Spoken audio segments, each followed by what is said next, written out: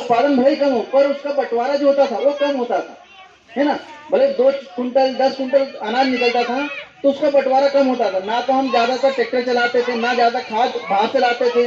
जो होता था स्वयं का यूज करते थे, बैल जोड़ियों से जुताई होती थी और बीज भी हमारे स्वयं का रहता था। खाद भी हम खुद, जो पशु रहते थे उनका गोबर गौमूत्र का यूज करके खाद बनाते थे। परंतु अभी डीएपी, यूरिया, पोटास वो भी बिना जमीन की जांच कराए। अभी कुछ जैसे भाई साहब बता रहे कि टीबी हो गई।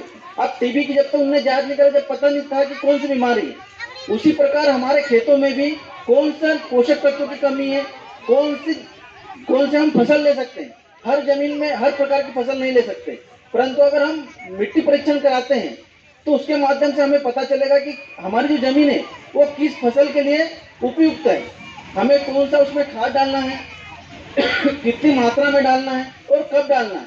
ये पूरी जानकारी अगर आप मृदा का परीक्षण कराते हैं तो उसमें आपको दी जाती है। उसके साथ साथ हमारे यहाँ जो संसाधन है उनका उपयोग करके हम अपने खेतों की लागत को कम कर सकते हैं। जैसे गोबर, गौमूत्र, इससे हम पोषक तत्व, जो जमीन में पोषक तत्व की आवश्यकता है उसको पूरा कर सकते हैं। अब हमारे पास इतने जानवर तो नहीं बचे कि 4-4, 5-5